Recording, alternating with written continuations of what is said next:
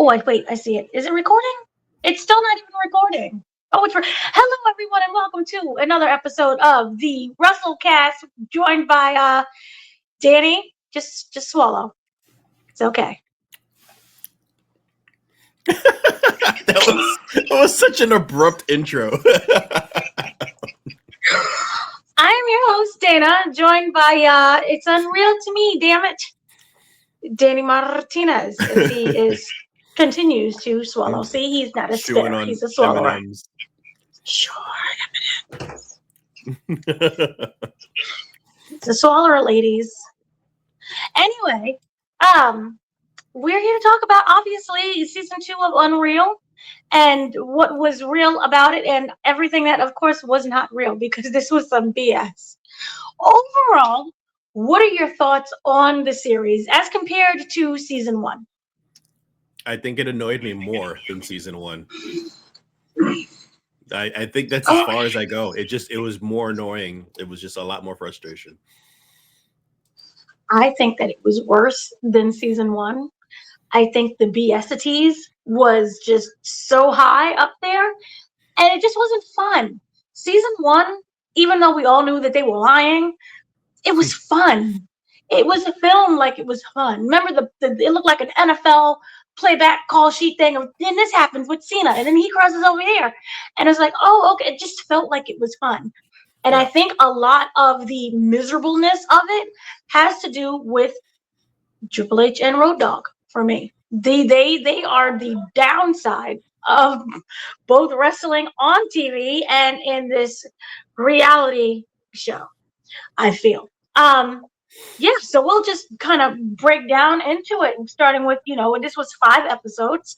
And another thing that's slightly different, I didn't know it felt like a part 2 of part 1. So they split the season. We will get the rest of the season in summer, which is more episodes than what we got in last year, because that was just 5 period.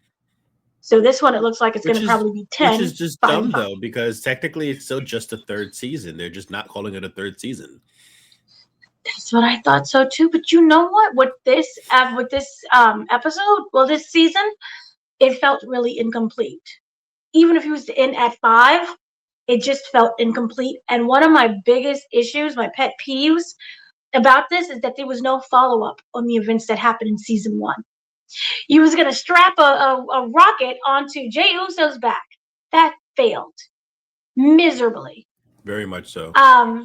I know that they gave like a preview of we're going to continue with John Cena's heel turn, but I thought we got some in terms of R-Truth, because R-Truth was involved.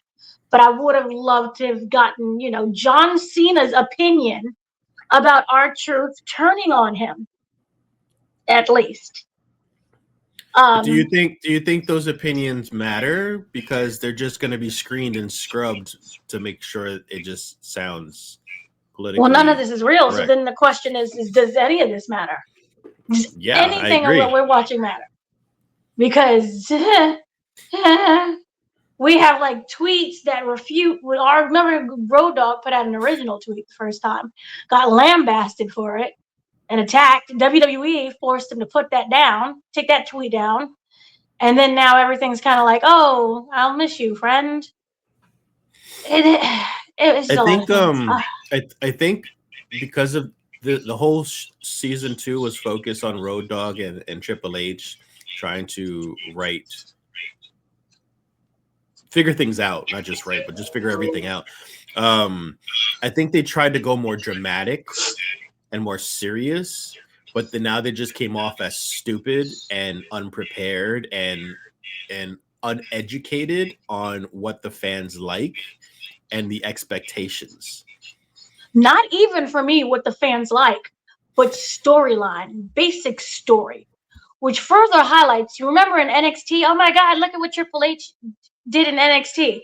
Yeah. Really highlights the fact that it was William Regal and Dusty Rhodes that carried that entire what do you call it? Not organization, department, basically on their shoulders. Branch, and here comes Triple H, branch. And here's Triple H. I did it, guys. It was me. Woo, black and gold. It was really Dusty and William. Look at what they're doing with now. I 100% agree with that. But the reason why Triple H had gotten that recognition was because he still was in charge of the brand. But it's just like, you know, for me, I have management experience as a general manager. It's like, as a general manager of a restaurant, I hire a bunch of managers and I go, you take care of everything while I go take care of the paperwork. And that's basically what it is. So it's like Dusty and Regal and even Shawn Michaels to some points, they did all the grunt work, but Triple H got all the praise while he's just doing all the paperwork and phone calls. Exactly. And that's essentially, and then you try to put him in an environment where, like, look what I'm doing everything. And it just shows how incompetent he really is. So the whole nepotism, DEI thing, it's really him. And Road Dogg. How did Road Dogg get that job? He is best friends with Triple H. How did Triple H get that job? Slept his way to the top. We all know that. Yep. You can't even make the argument against that. And what's really interesting to me, that was such a slight oversight, but said a lot. Nick Khan is the one who is having to iron out all of the mistakes that Triple H has been doing. Mm-hmm. It was Nick Khan who is sitting there and talking to people. And like, hey, R-Truth, come back, please. Triple H wasn't going to do that. All he said was, things happen. When it came to Naomi, and it's just business. Naomi, I'm not sure what happened with Sasha Banks, but with Naomi, that was Nick Khan. So I don't like that they did that either. They even mentioned that. I'm sure we'll touch on it, but they mentioned that, and they didn't go deep into it. Naomi didn't want to talk about it, and I'm just like, lady, if you don't want to talk about it, then don't mention it though. Like, don't put it in the damn show. Just don't even talk about it. There's no reason to talk about it if you can't know the details. We're never going to know the details of anything. We're never going to know nothing. When it came even to that SummerSlam, what was it? Was it SummerSlam?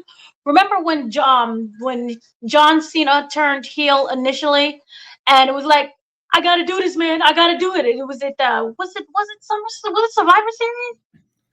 And that was the whole thing of when he was like, I'm sorry. And then Seth was like, I hate you. And then Punk is dying in the ring.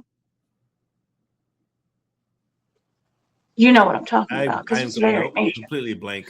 You have no idea what I'm talking about. When John Cena went, and right before he turned heel, he had that huge cage match in the Survivor Series. No, was it? No, that was an Elimination Chamber. That was Elimination Chamber. Why do you listen to me? I thought you were saying when he was hinting at going back to face. I didn't know what you were talking about. When he went heel, yes. When he went heel, that was Elimination Chamber. That was Elimination Chamber. That whole entire ending, that whole matchup of like, I hate you, with Seth Rollins in the ring and John Cena, I'm sorry, man, I got to do this. Yeah. That was all CM Punk. That whole thing was put together by CM Punk. Mm. Do you think Triple H would have had the mental, and Road Dogg, oh my God, Road Dogg would have the mental capacity to create a storyline like that? I don't know. Well, we got a glimpse. We got a glimpse of Road Dogg and where his screwing up everything. Where his mentality lies is that he seems to be too emotional, and it seems like, whether he means well or not, like I don't know what his motivations are, but it seems like he books in an emotional state without thinking of any follow-up or repercussions or anything like that. And then Triple H is more of like, I like this guy. This guy, make good. I don't know where to go from here, but make him good. Yes. And that's pretty much it. Oh, good Lord. That was hilarious. Yes, we will get into that in episode 2. But let's run down episode 1 very briefly, because these were all short. It was, less than 5 hours. Anyway, episode 1 was about basically Seth Rollins, Becky Lynch, their parents now. I don't think they were parents the last season. Yeah, yes. Duh. They were parents last season, but this is more about balancing that parenthood. And Pat McAfee, big wrestling match between him and Gunta. I don't know why I have to say Gunta. So this was cute. I thought, this is Becky Lynch talking about her coming back. Remember, she was not going to come back for a while. She didn't come back for a while. And she initially said it, I didn't know I was going to come back at all. And that's when I wish they would have included that this was the time period when her book dropped right before she came back. Yeah. Which was an excellent read, by the way. Her book. They don't market anybody's book. Remember when they used to market Mick Foley's book? Yeah. And the rest of the people's books?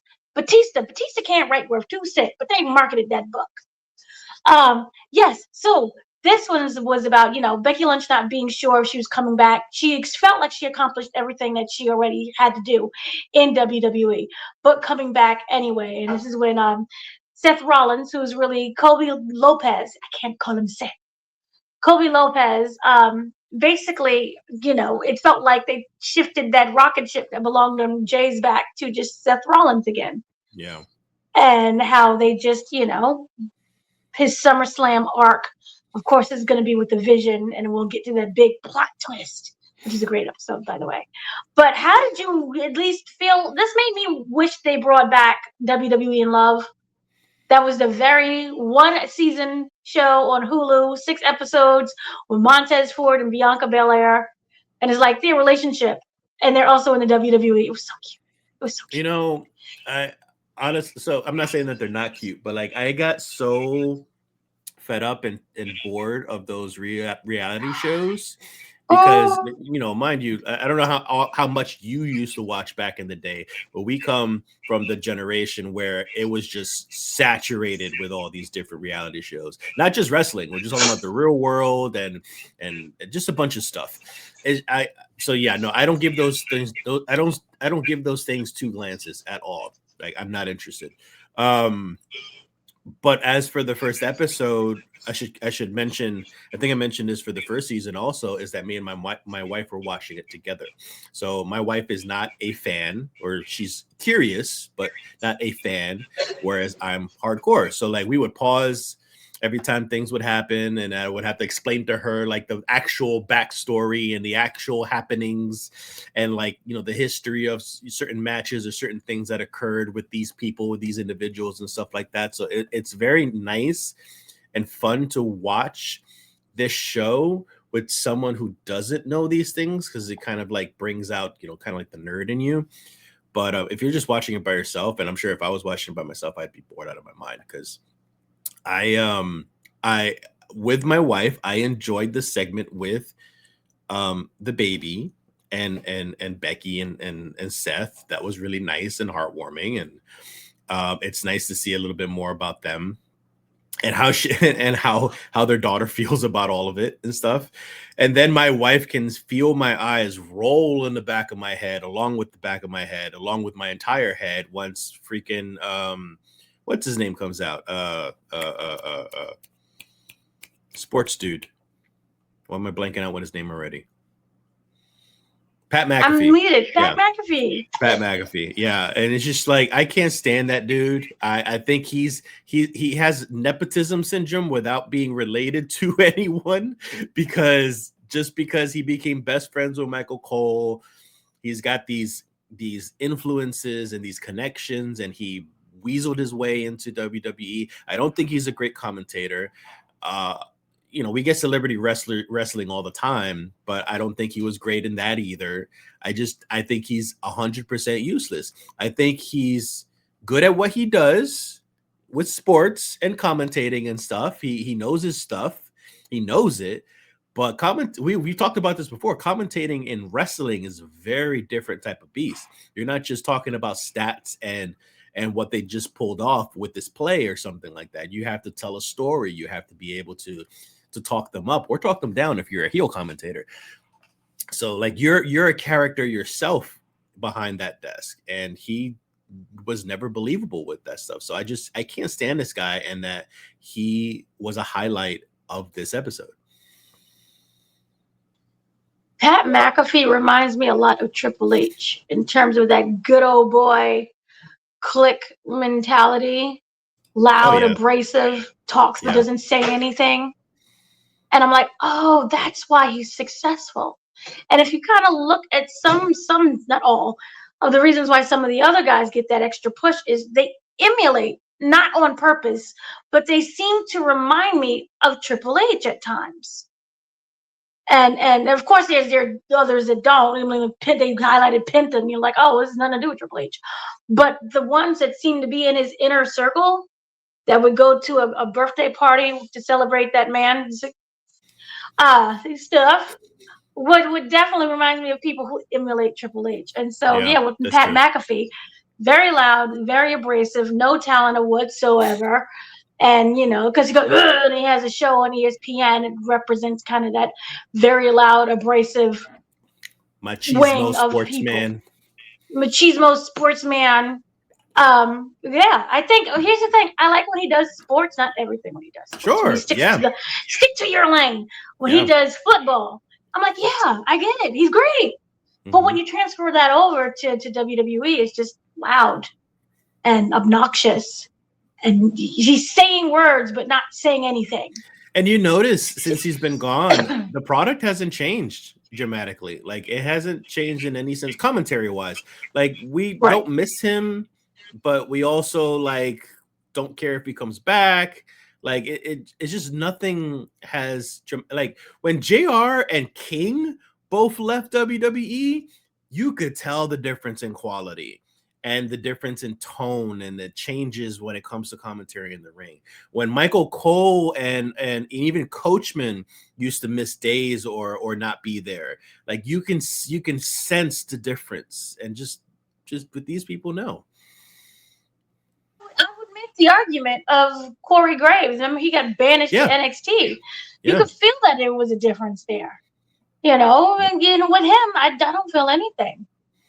So it's nothing is there for me. But I will say this: they focused on not a lot, but they focused on two celebrities this season, which was Jelly Roll and Pat McAfee, and they was trying to show people who are fish out of water, essentially, what happens when they come into WWE and have a wrestling match or even a side hustle career of a wrestler.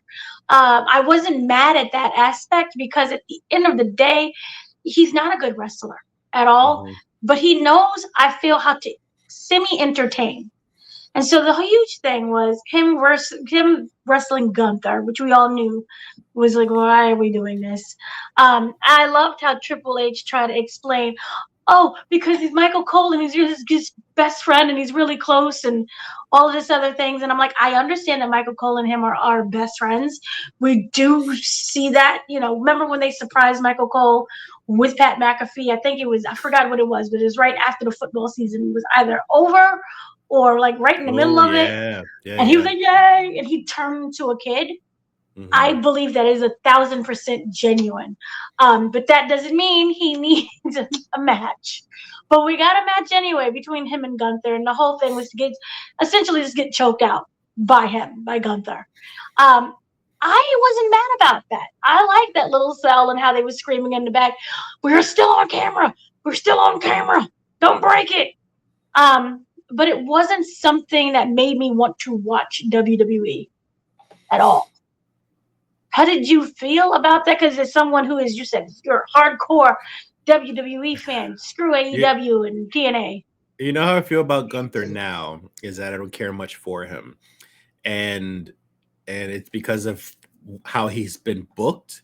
And that is actually the point, in my opinion, not for everybody else in the world or even Triple H for that matter, because they think so highly of him.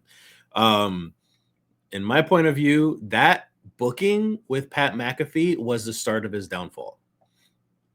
I think after Pat McAfee, I think his bookings have been shit. That includes Jey Uso. And I was even angrier that he tapped out to a sleeper hold, Gunther.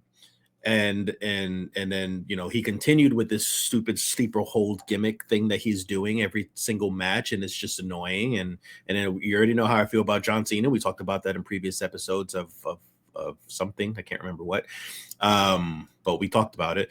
So it's just that whole thing was just, it was bringing back bad memories of why I don't like WWE anymore and why I didn't want to watch Unreal in the first place. Because the only reason why I watched Unreal was because my wife still wanted to watch it.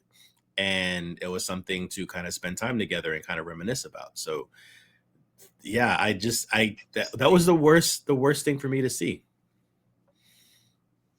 Well, shout out to the wife for making him do something he genuinely hates. Yeah, we love that for you. I have been avoiding WWE like the plague since Cena's retirement, and I still ended up watching this in the end. What? See, you're not a fan, because if you was a real fan, you wouldn't judge anything. As I'm a fan.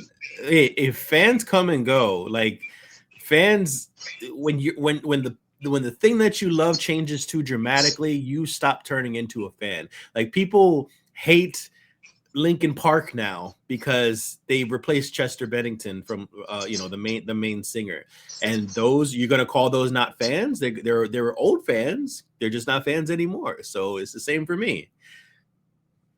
Well, she's a Scientologist, and Chester was never. That's not true. She's not a Scientologist, not anymore. How dare we put in a woman to do a man's job? I know, right? Right? All that screaming. But I wasn't mad about that kind of episode. But then again, it's really interesting, because when you give me small segments of what's his name, Pat McAfee, I don't mind. I think that they handled the terms of celebrities not bad this season. Well, they didn't make them like glorified gods who are coming into this show. I would have been funny if we would have gotten an interview with Travis Scott. Oh, but we didn't. God, that was hilarious. Who, by the way, is an actor in the Odyssey. I'm sorry, what? You didn't know that? No. Okay, so the latest Odyssey trailer, there's a black man with like long hair, like giving a speech. That's Travis Scott. Because Christopher Nolan is a huge fan of Travis Scott. I'm not watching this movie now. On that principle alone. Because he's a black man in the movie. Because he is a no talent rapper / wrestler / actor / everything that I care nothing about. What? He's probably in it for like 2 minutes. It's not even like a thing. Don't care. Oh my gosh, you are something else here now. Because I respect Christopher Nolan, and now you just changed my whole mentality over the fact that Christopher Nolan could play favorites and just be like, "Ooh, I like him because I like his music. Let me put him in a movie." Like, your movies are top tier, like the best things ever in the world, and you want to throw in a fucking random rapper because you like him? No. Wait till you find out how rappers and singers got their start in movies. Freaking Idris Elba raps. Put him in the movie. I would choose him. I would choose him over freaking what's his face. Well, he's doing He-Man, so that's gonna take off and do numbers. He already has an established franchise there. Yeah, I forgot where it was at. I was just basically saying that I love Pat McAfee. I just ranted over a movie. We both have ADHD, so we'll just sidetrack everything with Travis Scott. But yeah, I kind of liked how they depicted Pat McAfee in this situation. It was nice trying to get someone who didn't know the ropes to kind of go in there and have a match. But they kind of made it like Pat McAfee has never wrestled before, even though we have seen him countless times doing a frog splash somewhere in someone's match. So that was kind of like a weird take on, like, I've never done this, but he has. So kind of moving on with that, I have lost my notes. I really did lose my notes. Oh my gosh, this is your fault. Jelly Roll. No, Jelly Roll is not in this episode. Okay. No, we're on episode now. This is the big one. This is episode 2. This is the R-Truth one. This is R-Truth. Basically, as Triple H would describe it, R-Truth is in contract negotiations. They can't come to a number, so they're going to pretend to, like, let's no longer negotiate. Thank you. We're going to let you go. And in that way, in Triple H's mind, R-Truth be like, no, master, come back. I'll work for you, no matter what the money is. And of course, R-Truth didn't do that. The second that they fired him, he went to Twitter and was like, hey, I've been released. And that started a chain reaction of wrestlers going, oh, snap. R-Truth, he's been with the company since the beginning of the company. How could they get rid of him? Then that means anybody's jobs is at line. Because not only was he beloved by the fans, he was beloved backstage. And then, of course, Triple H that's a negotiating tactic. But we all know, which I wish they would have included, that R-Truth's son came out and said that was BS. Recently, R-Truth did an interview, I believe it was with the Breakfast Club, that was basically saying, oh, I can't come back to work tomorrow? No. I'm no longer with the company? No. How do you view that as? Me being fired. Fired. So he was fired. This is the part where we get the Nick Khan slightly glossed over. He spoke to Nick Khan for over an hour, and they kind of reset it, and he was the one who brought him back initially. Triple H was donezo. So again, with the lies, if you want to believe it, Triple H, I'm so happy that we could come to a deal and that you're back. And R-Truth's like, yeah, okay. But with this episode, we got a very interesting, I thought it was kind of cute, the friendship between Road Dogg and R-Truth, which leads into you saying Road Dogg is too emotional. I'm saying he's just stupid in general. He's not qualified for his job as a storyteller. Has nothing to do with emotions. And of course, that tweet was like, I wish I could have brought him back. And everybody was like, yeah, you could have. I don't think he has that power. But technically speaking, he could have advocated for R-Truth, which we don't know whether or not he did. He didn't state that he advocated for the return of R-Truth. Well, his quotes in there literally said, I understand business-wise why. I understand. Right, which to me goes like, R-Truth, that man ain't your ally. He your friend, but he ain't your ally. And that's a whole nother conversation with allyship there. But what did you think about this episode, especially when it came to the relationship with Road Dogg and R-Truth and Triple H the Liar? Yeah, that's when the rest of the season goes downhill for me, and I found it to be very annoying and condescending, and just a lot of just pandering. It was just awful. It was just I don't understand how Road Dogg could continue doing what he does, making these decisions and stuff. He has a lot more influence than he lets on, because he absolutely could have advocated for truth. Triple H, I think he's literally lying to your face on camera about it, because I would believe R-Truth's the person who got fired or believes he got fired versus a man who's kind of like the middleman of the company.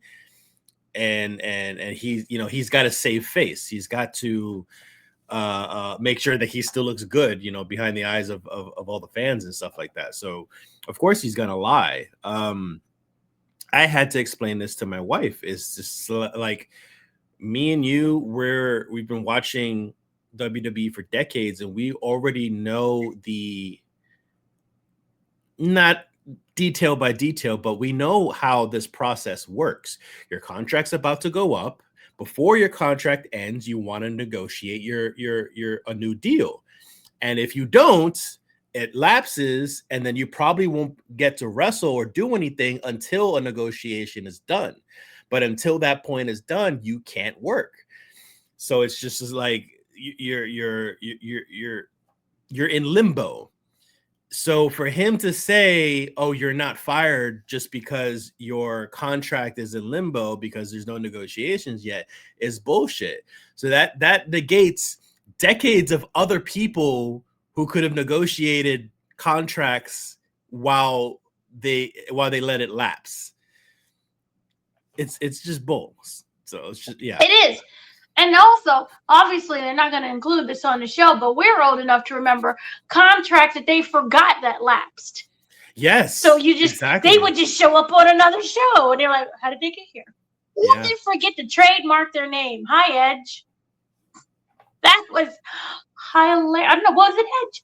But the point is, that was absolutely hilarious and crazy. So it just shows that the level of BSing that they do that this show really is. And then you telling me not to follow my eyes and ears or what I'm seeing on the screen and reading online that is written by the actual wrestlers.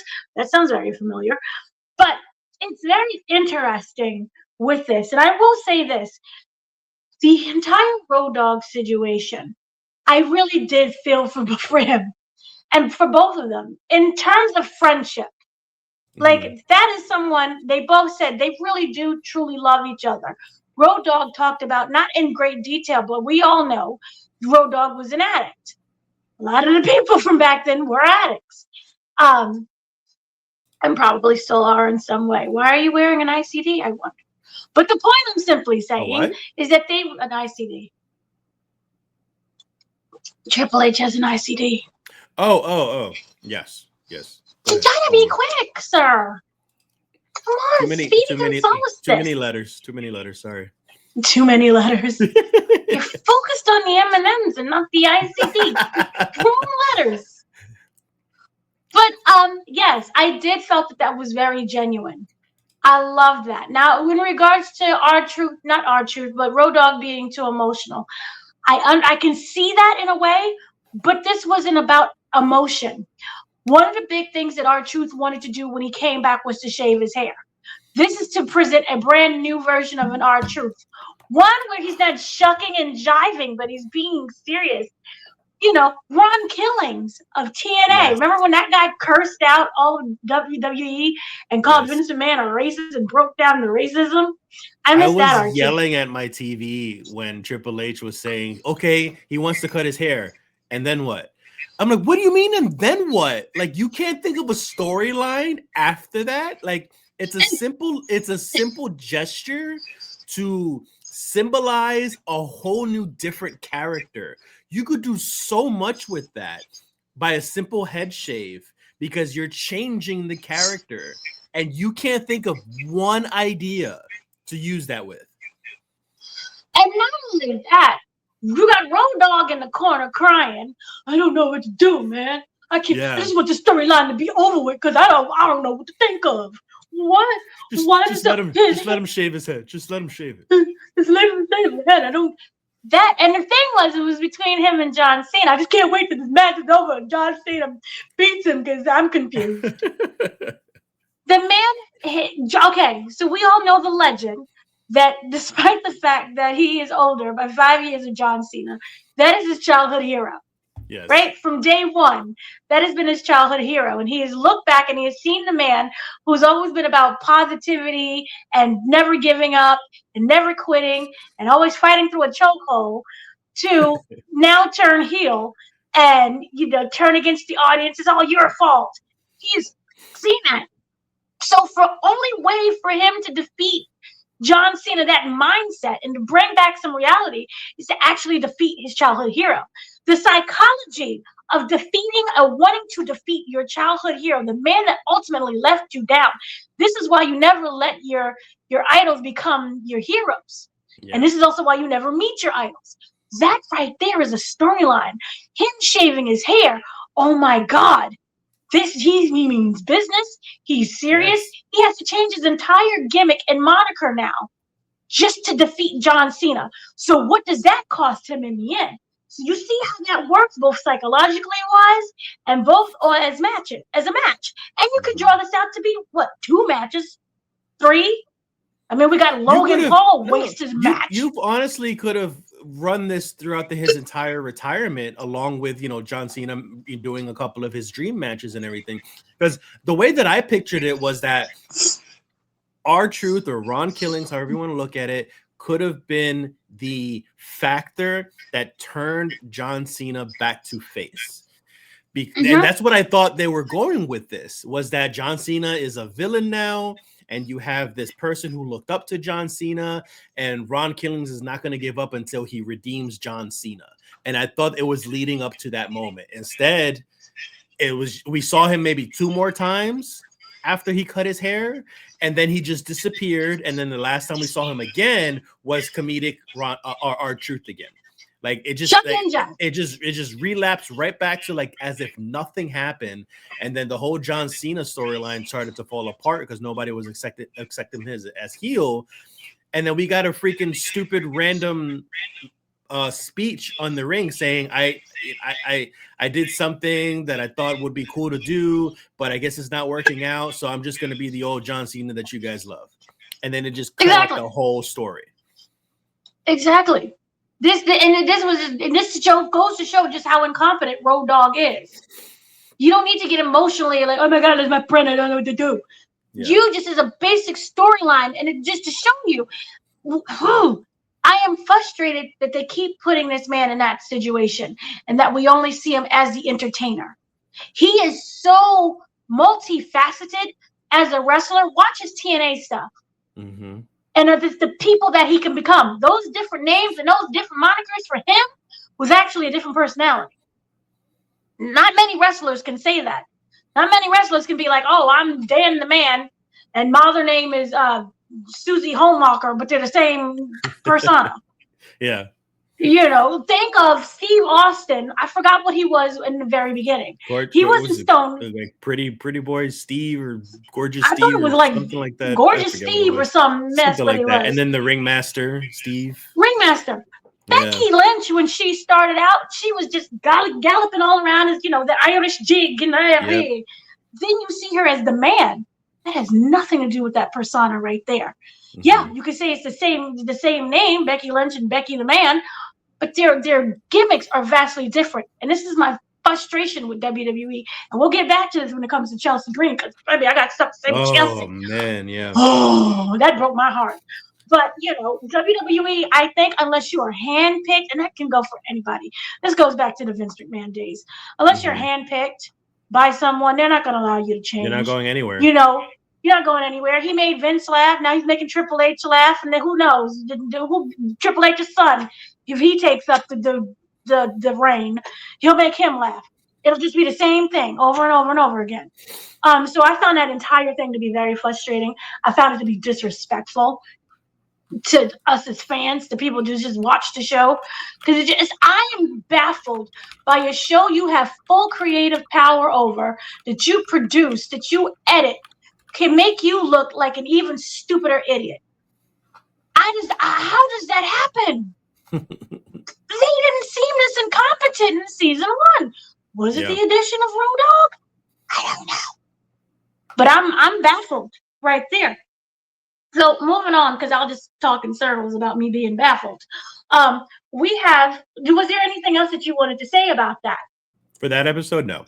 Episode 2, with R-Truth and Road Dogg, and nobody knowing what to do. And oh my God, the haircut. And what is haircut? And that's hilarious. Because remember, Triple H had a whole hair thing. Remember his hair? Triple H's hair? You don't know what Yeah, remember Triple H used to have hair that came down his butt. No, I remember that. What do you mean? Like when he didn't transition. It just went from long to just bald, wasn't it? It was never bald. What happened was. Oh, he had a buzz cut. He had a buzz cut. No. Remember when Triple H cut his hair, it was because now he was taking over as, the corporate man. Mm-hmm. So even though you're not saying, oh, you're the wrestler, you're now a corporate man, you understand the transition of, I got to be polished. I have to look different because now I'm stepping into a new stage of my life. Yeah. So with R-Truth, even when he cuts his hair, I'm stepping into a new stage of life. I don't know what to do with a gimmick. I don't know what to do with that. I'm confused. Episode 3. So this was also more about Pat McAfee, more about Seth Rollins kicking off SummerSlam. And of course, Becky Lynch returns during WrestleMania. This was the kind of the really cute one where she didn't think that she had it in her, whether or not fans wanted to see her, and how that would end up happening. Also, Seth Rollins, as we start getting into play of how we're going to bring him back, the vision, and of course, we'll get to the big swerve, I think, is another episode. But that, how did you feel about that aspect?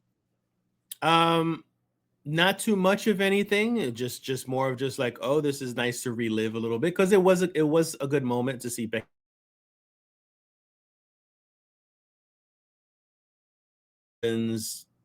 betraying, or not Seth Rollins.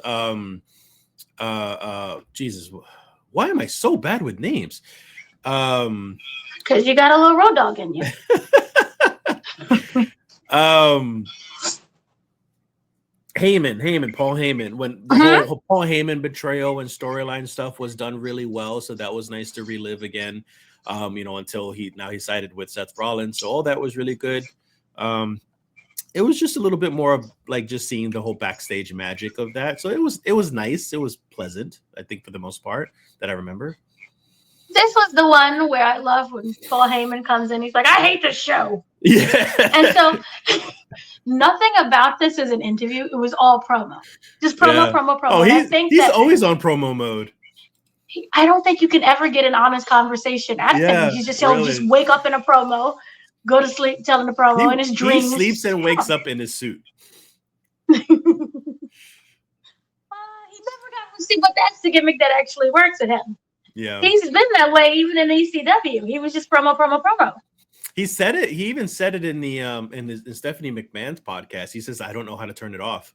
Like it's just the way I am all the time. Like I just don't know when it's me or like when you see the real me is like up in private at home and stuff. Like you don't know. Nobody knows the real me because I'm always Paul Heyman, the guy, the promo guy." I was like, yeah, that's pretty true. Who also steals from his wrestlers, allegedly, according to the documentary. The rise and fall of ECW. Yes, but this is what I thought that Paul Heyman, even if you just do a promo of Paul Heyman promoing, is a perfect person to sell this business to someone who has never watched wrestling before. Yeah. I have seen him in interviews that it was like for Business Insider, that they would do a summit. And he would just break down and explain WWE, why at the time he wasn't with Seth Rollins, he was with Roman Reigns, and why he's the top wrestler of everything. And if you would have never seen wrestling, you would have been like, I want to know more about this WWE. I will say, though, with you saying that, he did not, in this episode of Unreal, he did not do a good job of explaining what a work is. And the reason why is because my wife was still questioning. She's just like, I don't understand what's going on. So for someone who's not a fan, she couldn't understand the difference between a work. And they didn't even mention shoot, by the way. So I had to, after I explained what a work was to her, and I still did a pretty bad job of it, I had to explain to her what a shoot was as like the difference between the two. So Paul Heyman didn't do a good job of it for some reason. But that wasn't the goal of the show, because remember, everything is, he opened with saying, that was a question the interviewer asked. Yeah, but he made it known, I'm not going to explain anything to you because I hate your show. But he explained it. He just explained it poorly. Paul Heyman continues to explain it eventually, what a work is, but he just doesn't. He does a bad job explaining it, because even I'm listening to it and I'm just like, he's right, but if I wasn't a fan, I would not understand what he's trying to tell me. Work is fake. A shoot is real. Sometimes they'll shoot a work, so it'll be fake until it's real, or fake, or real until it's fake. But he said it in so many words that like it just confused things. That's what was like jarring to me. I was just like, dude, you're the man of a million words. Like, you know how to talk, and you're explaining this really poorly right now. He purposely explained it poorly because he didn't want to break the work. He didn't want y'all to know. He didn't want to break the work. He's not shooting the work. So come on now. But I absolutely love this. This one is about more of how the vision is being visionized. And it's really interesting how we can not be incompetent when it came to, I thought there was incompetent because I didn't like the vision. Anyway, this is basically, you like him with the vision? No, I don't mind. No one in that group needs to be together. I could agree with that, but I don't mind them together. I just don't like how it was done and announced when they first came out. What I love to hear, kind of, aside from Paul Heyman and his entire attitude of situationships, is that they try to explain that Seth is going to sell his soul to Paul Heyman. This is, of course, something we only seen slightly, but no one ever paid attention to. So it shows like, hey, we can plan all of this stuff, and then when it comes to actually mentioning it and re-mentioning it again, they never tend to do that, because technically he did sell his soul to Paul Heyman, which was kind of the storyline. Remember, everyone was selling their souls. because we had the whole John Cena soul to soul to Paul Heyman, The Rock. Sorry, it's been so long. To The Rock, and of course that's something we'll never get a follow up to. Anyway, so that's what that was supposed to be about, and they were saying that they've been building this up for years, which we all know is BS. Yeah, it's absolutely. Very cute. It's always been BS. I think The Rock broke down the level of BSness, because remember when everybody was just frustrated by the heel turn, that The Rock essentially went and just explained everything. Was like, this is Triple H's fault. Yeah, and then I picture the meme of Homer slowly hiding in the bush, like that was The Rock right there. Like he was just like, it's his fault, and then just slide into that bush and then go into the abyss of Hollywood. Basically, essentially, yes. And this is, of course, when we get the whole apex of the business. We're going to change the business. This is what Triple H, he says. Then he really does talk about a lot of it being up to the talent. And I do kind of believe that in a way, too. We'll get to that later on in another episode.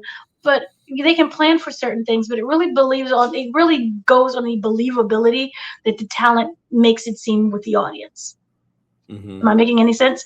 So I did like the fact that, even though these are storylines that I really feel that it was made on the fly, or maybe like a week in advance, some maybe hours beforehand, that it really does depend on the talent and how they're able to sell that storyline to the audience. So we go back to that match that they had. Remember, it was a three-way between CM Punk. This is when we know that CM Punk does not like doing interviews, which is why he wasn't on here.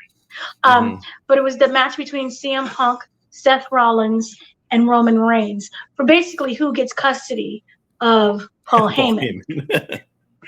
He was Paul on this Heyman side of a pole match. Put another pole match. And this is when we had the jealousy between the three. I love the fact that every time CM Punk and Paul Heyman would talk and like giggle with each other, Roman Reigns would be like, in the corner. Yeah. I stand by them. Like an old relationship or old an old relationship couple. An old couple. That's basically what it was. Oh, you're flirting with my ex. You're talking to my ex. You have no loyalty. So I did appreciate that, and I did love that fact. And of course, that's the one where we got Paul Heyman giving it to Roman Reigns twice, and then giving it to CM Punk, and of course, siding with Seth. And this is how we got the Vision, because Braun Breaker would later join. It wasn't Fatu. Oh gosh, I haven't seen them together Bronson for a Reed. while. Bronson Reed, who I love. I love all of them individually. There's no need for you to be a group. I just don't. There's too many people. I think it's just an opportunity to have Paul Heyman watch over all of them at once. So then we get that, and then of course we get later. Moving on from that, we finally get Pinta, as people would say. Which I don't think Rey Fenix was signed because they are brothers. I know that. Remember the whole debacle with AEW? They were both in AEW. Yeah, freaking Khan didn't want to let his contract go because he had to owe back the time after he got hurt. So we got into a huge in AEW. So we got into a whole contract dispute where Rey Fenix eventually did join WWE. Yes, I say that softly because he went straight to the main roster, right? Yeah, he did. I don't know where he's at now. Granted, I only watch Raw sometimes. But let's just say that Penta got a bigger spotlight and shine than Rey Fenix did. Yep. Yes. I remember when he debuted. He debuted on was it the Raw, the Netflix, the big debut day? It was. Yeah. It was. It was like a year and change ago. They debuted on Netflix. And that's when he went over the allotted time. He started speaking like these great monologues in Spanish about just being really appreciative of being a part of WWE, and people were like upset because in the back some matches did get cut short. Yes. And probably cut period, which is like crazy because streaming. But whatever. See, we don't go into that. I would love to have the episode about streaming and how you cut people's times. But anyway, I did appreciate the Penta one. We got to go to Mexico. We got to meet his daughter, who was there crying when he made his WWE debut, and like the love that they have for each other. That was very heartwarming. It was very sweet. He talked about the history of the mask in Mexico. So we got some luchador history education, which I thought was really good. We also got that he wanted to open a school. I think he has a school. He already has a school. Yes. And how he's teaching the generation. And then also we got a little bit of football, which was the Niners, which was okay. Yay. But I really did love Penta. And he was talking about getting up back in. No matter how many times he gets knocked down, you get back up again. Which, you know, that can forever tainted the song for me, Donnie McClurkin. What were your the fact that you even know who Donnie McClurkin is? Okay. Good Lord. What are your thoughts on that? Very cool. You know me, more Latino representation is important. And I like, you know, I may not be Mexican, but I'm still Latino. So I want more of that. And I want more respect and not just in AAA, like just because WWE now acquired AAA, like all of a sudden everybody, all the Mexicans and all the luchas and everybody's just got to be shoved in AAA and just stay away from the WWE brand. I don't want that. So like I appreciate that Penta's in there. And Phoenix was there. Yeah, you're right. I don't know where the hell he is right now, but Phoenix was there for a little while. So that was nice. So a little backstage, a little documentary about his culture and history and his how appreciative he is of all of it is really, really nice. I want more of that. I know it's not going to happen, but I want more of that.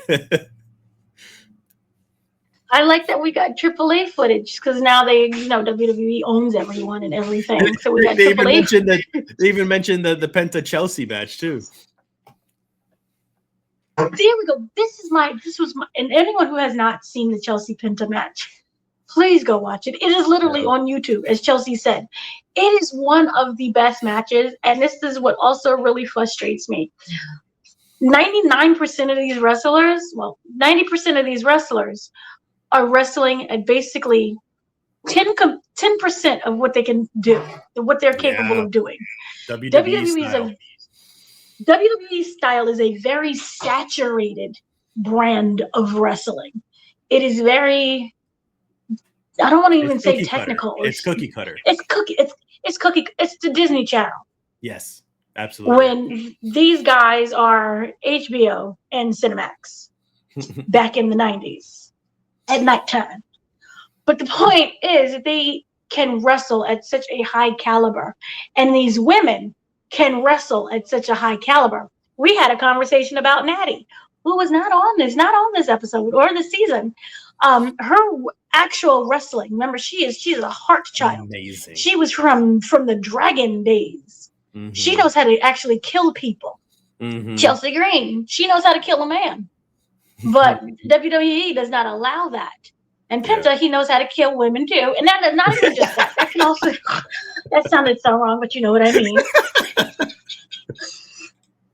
I forgot Candice LeRae, who's no longer part of WWE. Child, watch her match with Matt and Jeff. They did nothing with her. She was so like bleached clean of all of like her wrestling style and everything when she debuted. Watch her match with Nick and Matt Jackson, where I was convinced that she died. I'm like, she is dead. There's no coming back. I think Matt died a couple times in that match too. That was the most craziest thing that I've seen. But yeah, it really frustrated me. What is like these wrestlers are being forced the hell back. And it's really cute and it's really nice, but it's like, this is not your capacity. And I really wish that they would allow them to do some more independent stuff that they don't own. Some more indie stuff where we can actually see them and like, hey, you still got it. Because when they change that in the ring.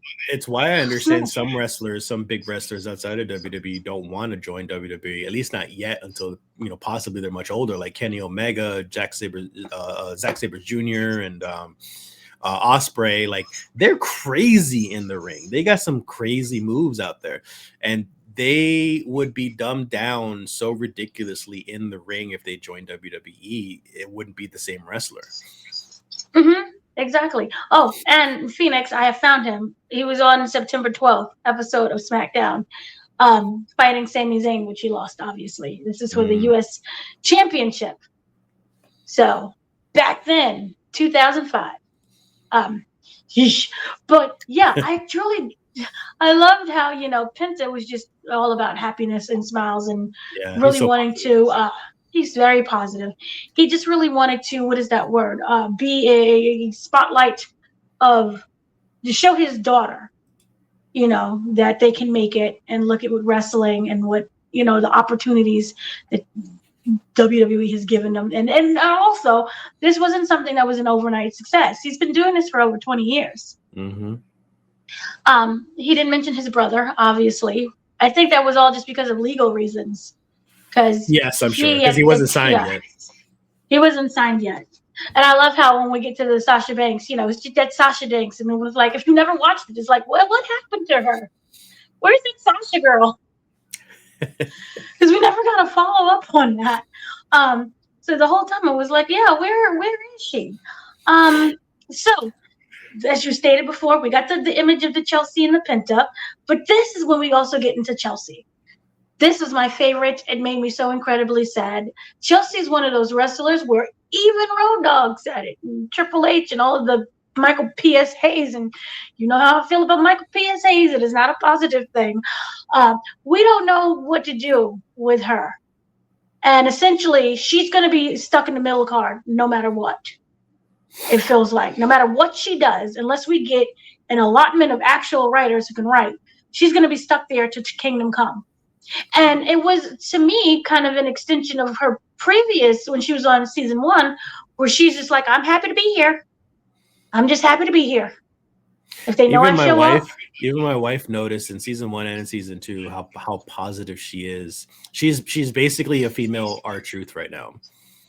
Basically, yeah. And watch that Penta match. She's a beast. She can actually wrestle. It's interesting to watch WWE literally throw away talent and just recycle the same wrestlers over and over again, which to me is very frustrating. I know everybody, I'm gonna probably say is going to be offensive to people. I'm tired of seeing the same wrestlers over and over again, and I wish that even just the same wrestlers, but the same wrestling, like the same type of wrestling, and the same match. Yeah. Even the same match. Why are we getting these repeat matches? But in the show, we get no. But we already, we don't want her to wrestle the same people over again. It's because you're not moving anybody up. You're not changing and shifting things. So we just get the same old slop every time, one after another. And so with Chelsea, she's building a home, and I'm very happy for her because it's not like WWE is using her. So take that money from WWE, and she is building it from the ground up. Yeah. So, and of course, Matt Cardona was not signed to WWE because she is with Matt Cardona. Yes, at that time she was, but she's with Matt Cardona. But I'm happy for her 5-year deal that she just signed, and she stated that she's living her best life. And what broke my heart was like she had a trophy case where all her championships will be. And I'm like, for how long? I mean, you want them. Will you continue to win them is more of my problem. What are your thoughts on Chelsea? It makes me angry, actually. It makes me angry of how positive that she is, and she's not given enough, period. My blood boiled when Michael Hayes said what he said, and it was basically he said that her role in the company is to elevate other people. Her role in the company is not to be at that top point. So he's basically saying, and keep in mind, if Michael Hayes is saying this, then this means other writers and other bookers are saying this. So she is never going to be champion, is what he's saying, because Chelsea is meant to elevate those who are supposed to be champion. And what pisses me off even more is just this week, she fought the women's world champion, Jade Cargill, who had not defended her title for the 3 months that she's had the belt for. And we know that she cannot wrestle. She's not a great character. She's not a great anything.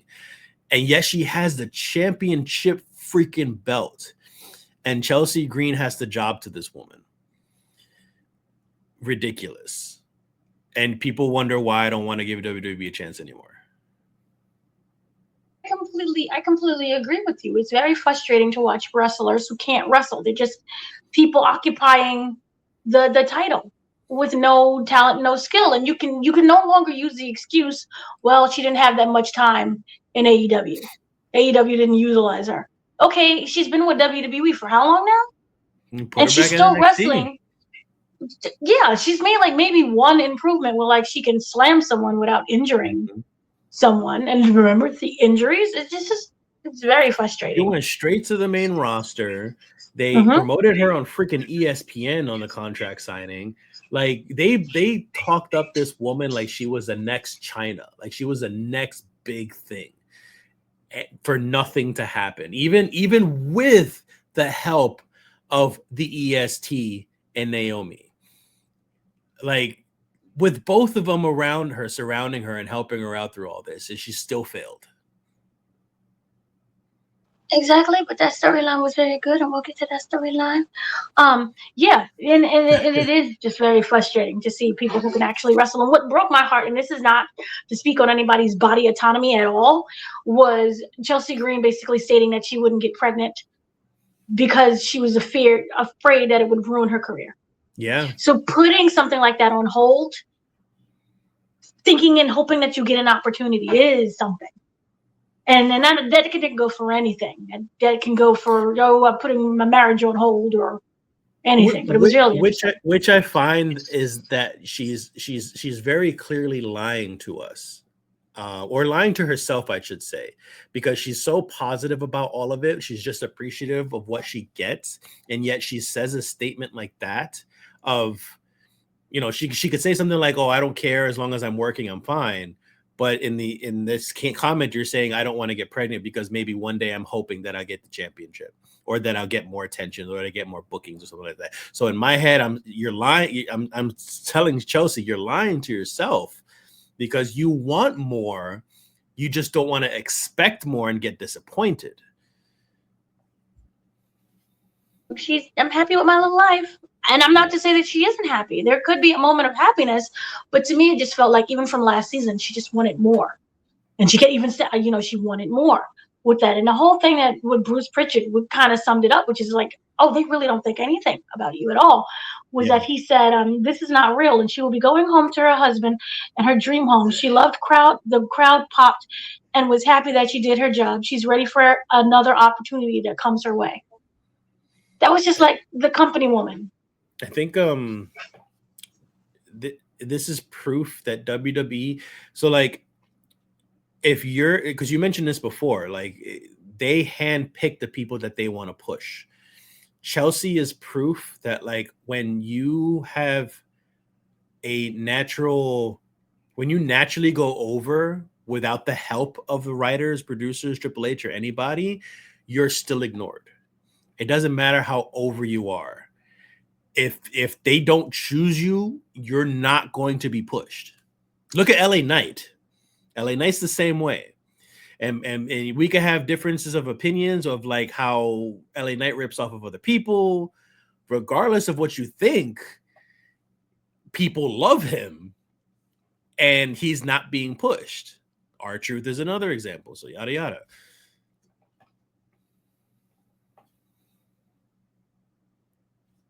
In the world, we'll get to that sad, heartbreaking R-Truth episode. But what was also really sad was when Michael P.S. Hayes says, he just goes by Michael Hayes, but he used to be P.S. Ooh, we'll get to my frustration with Michael P.S. Hayes because I don't like that man. Okay, so Michael Hayes says to Chelsea, she's so entertaining, but she's not Charlotte or Tiffany. Right. She's there to help make those people. She's no Tiffany. She's no Tiffany. Chelsea's been wrestling longer than Tiffany's probably been alive. Basically, and then on top of that, Tiffany, the woman who managed to botch a Jade Cargill botched match. Remember that one? When she came out with the Barbie doll thing? And Jade Cargill? And that was atrocious. that was like elementary botches that they were doing. And to say, oh, she's she's not a Chelsea. I mean, not a Tiffany. That was an insult. That right there would have caused me to walk out, like Sasha and the other one. Um, so that was just really sad. Um, the whole thing. Chelsea broke her nose for the 8th time, which was Yeah. like, oh, and then even then she brushed it off. Oh, it's okay. I'm all right. You know, and then Michael, she has an amazing future because of her charisma and talent. How much more of a future? She's been in business for forever, which is just really frustrating with that. Um, so yeah, so then kind of with that, we touched upon Penta. This is the match that we get with the entire Money in the Bank situation. This is when you can go and talk about LA Knight. This is the match where, they talk about it's being the most dangerous, the wrestlers feel, because they're dealing with ladders, and ladders are very unpredictable, no matter how thick you want to say the ladders are or how bendable they are. It still hurts. And you try jumping off a 20-foot ladder and see if that doesn't hurt. So, Money in the Bank match. This is the one where Abyss, I just wanted to hug him. Every episode, I just want to hug Abyss because he just means that he's so genuine. He's such a nice guy. Yeah. Hello. So here we go with the Money in the Money in the Bank ladder match. Didn't go according to plan when it came to how it was supposed to end. LA Knight and Seth Rollins were supposed to be the final two, climbing up the ladder together. Punch, punch, punch, fall down, climb back up, punch, punch, punch. Created that dramatic storytelling, which I'm pretty sure Road Dogg doesn't even know how to do. Dramatic storytelling. It didn't go exactly as according to plan. They missed a couple steps, a couple beats. LA Knight slides down, doesn't climb back up. You kind of see something like, what's going on? And he just takes the belt. And then, of course, this leads to being berated by Triple H for like 20 minutes where you watch the soul leave LA Knight's eyes. There's definitely a meme worthy moment, like, for people to cut out, because I honestly, I promise you this, Triple H probably would have berated him a whole lot worse, a whole lot meaner, a whole lot louder if cameras weren't around. Because they know the cameras were around. I thought that he had him berating him, and then of course Undertaker just staring at him the whole time. Yeah. Which we know is Triple H's good old boy. Just staring menacingly, and you could see the soul. He already, felt guilty. He was already blaming him. He's just shaking his head and he's just nodding. And he stated that he felt guilty, and he knew that the match didn't go according to plan. And sometimes that just happens. Things don't always go according to plan. I can kick you in a certain way, and you may not want to get back up. You physically cannot get back up. Mm-hmm. And so, I don't think it was entirely everyone's fault. When we watched the match, did you feel like, oh, that was terrible? I hated the match solely because I'm tired of Seth Rollins. But it wasn't because of like, oh no, LA Knight didn't get back up on the ladder and we didn't have a real get-go at it. Do you think that match ending would have changed if everyone was on par and you could have been like, oh, LA Knight was so close? No, I think they're exaggerating way too much, whether it be for the camera or whether it be just because they didn't do exactly what they said. Like, I don't think it was that dramatic of a finish. It's not something we've never seen before. So the match itself, honestly, I was telling my wife about this when we were watching that episode. The women's ladder match was 10 times better than the men's ladder match on that pay-per-view. So the match itself was just okay. It was just all right. So the finish was just what it is, because it's not just about the drama. It's about who's actually finishing. And the fact that we get Seth Rollins yet again, it was just like, okay, cool. We're getting Seth again. Yay. It was exactly like that, which is why I always believe every 2 years or so, you got to rotate these guys. Yeah. to protect us and to protect them. So on to the women's Money in the Bank. This is the big Trinity episode, which was all BS, but I love Trinity, and I loved everything that she was able to accomplish. This is another vet who I, honest to God, did not think that they would ever push, and it's been decades since they have not pushed this lady, but they finally saw like, oh, she's actually good. I wish they would have touched more of how. No, they did touch on how she started out with the Funkadactyls and Oh yeah. being Yeah. a dancer. So you see her like with Funkadactyls, the dancer. I wish Brodus they would have Clay. shed light. Brodus Clay. Sorry. Somebody call my the, mama. the downfall of Brodus Clay needs to be studied. That is something else there. Oh my! But yeah, with Brodus Clay, the Funkadactyls, I wish they would have included her run. I forgot the name of her. I forgot the tag team. The other woman that she was with it started with a C. Cameron. Remember Cameron? No. The black lady that she was with. Was it Cameron? It has to be Cameron.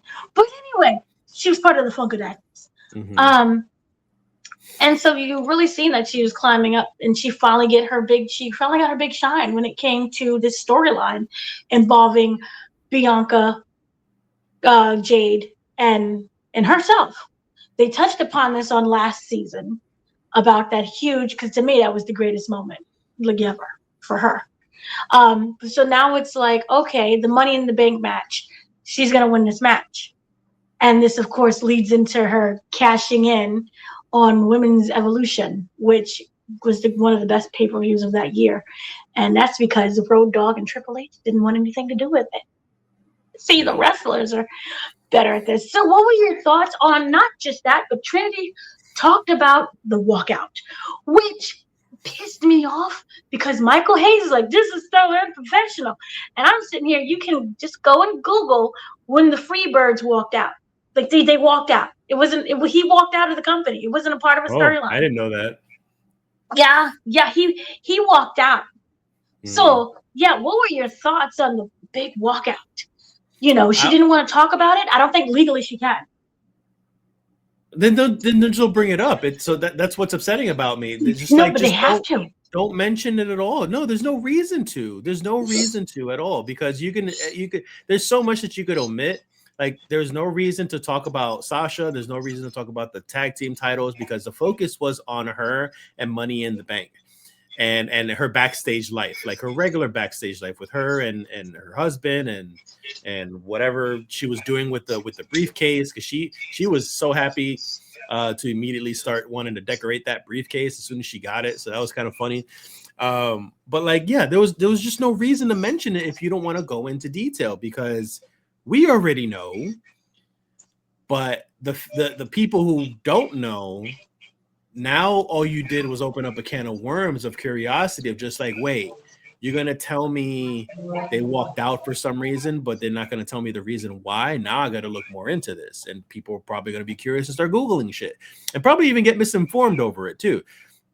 So like, yeah, it was frustrating for me. I didn't like it. And my wife, again, she questioned it. She was just like, what happened? I don't get it. And I had to tell her. I was just like, they had just gotten the tag team championships and they weren't happy with the way they were being booked.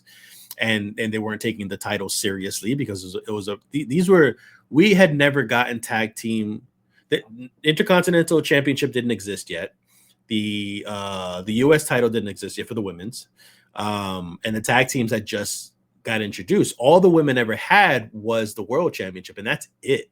I'm pretty sure, right? And that was it.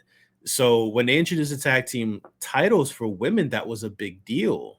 And then they did nothing with it. So in the frustration of them both, like, yeah, they were pissed about the way they were being treated in so many different aspects aside just from booking. So I had to explain that to her, and she was just like, oh, I get it. But is that when Sasha went to AEW? I was like, no, they walked out, but then they came back. And then they walked out again, or she walked out again, or not walked out, but like she quit, and then she ended up in AEW afterwards. So she ended up coming back, but went to AEW, and she was just like, oh, okay. And then I can explain to her what Sasha was doing now with the whole 11th titles 50 titles, 70 titles, whatever she's doing, and now she's losing them all. But yeah, again, sorry, in a tangent, but I didn't like it. There's no reason to mention it if you're not going to go into detail. No, the reason why they mentioned it is because WWE likes to rewrite history. Here comes Michael Hayes. I wouldn't have done this. It was so unprofessional what she did. This is not something that you would do. Michael P.S. Hayes not only walked out. Remember when he called Mark Henry the N-word? Remember when he's named in the sexual, the trafficking lawsuit? Mm-hmm. He's in there. Not that he did anything. He's in there. But you want to talk about professional and non-professional. When Mark Henry was being called the N-word up and down, rooter to tutor, was that professional? And then he no-showed those days. Ask Michael Hayes why he can't drink alcohol. What happens? What happens when he does? I don't remember. How bad is the alcoholism when you got to take medicine that make you throw up? So Stone Cold and Brock Lesnar have both walked out before too. They still had a job. Ain't that crazy? Everybody has done that. And Brock Lesnar almost killed Vince McMahon. He's fine. They're buddies. Remember, they went to the birthday party together. Mm-hmm. So, so unprofessional when a black woman does it. But me, a white man, I could do anything. Mm-hmm. So that was absolutely frustrating. But this gave them the opportunity to rewrite history, what they love doing. That's, it's unreal because it's fake, because we're rewriting everything. So, according to that, it was just we were being disrespected. And here comes Nick Khan once again, had to save the day because it wasn't Triple H. Mm-hmm. Nick Khan was the one who brought her back. But Triple H wasn't in charge at that time. Right, that is true. They did say the old regime. She did say old regime, and unless that she was talking about Vince McMahon, you would have been like, who? Yeah. I like how I love how they scrubbed it from the documentary, but then you have Stephanie on her podcast. Well, she says, no, they gone into my father, Vince McMahon. Remember, they're easing the conversation shit back. Yeah. But she came back, and after she walked out, Jimmy was like, "What? She walked out? She wasn't there." But yeah, she came back, and of course, this was her to win the Money in the Bank championship, which I was like, yes. I was really happy to see that, and it came across wonderfully, and we, watched it. The women just do the things much better, men, and even they definitely did. Last season, they said that. Remember last season, it was like, yeah, these women are amazing. They're much better than the men. We got more of that. Yet they're gonna have Evolution once every 10 years. 10 years if we're lucky, because women don't sell at all. Exactly. Ew, women. That's gross. Which, by the way, I was also kind of worried about Naomi having the Money in the Bank because I'm surprised they didn't touch on it, but her legal issues, I guess, were like the DUI that she had, and I was kind of worried that she was kind of going to be on that same road as Jay and Jimmy, his freaking brother Jimmy. Jay and Jimmy, they've been DUI after DUI after DUI and been getting in trouble and stuff. So I thought she was kind of on that same road and she was going to lose that briefcase. But of course, it's not the case. But at that moment, I was worried. What was really interesting that she said in passing that doesn't make sense until now.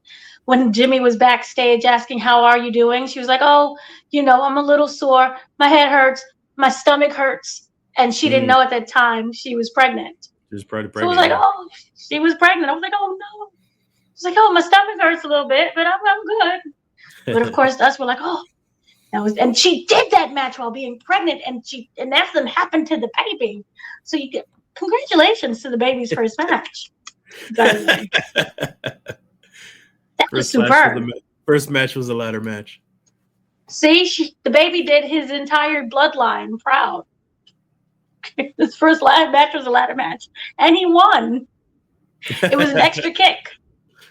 Extra kick that he delivered, so I'm really happy about that one. So kind of moving on to episode 4. This is the big Seth injury.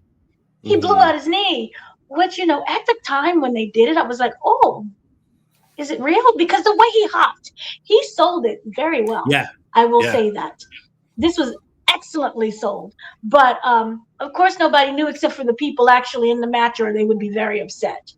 But the hilarious part about it is this has put a lot of emotional strain on Becky Lynch, because as being the wife, everyone is going to start calling.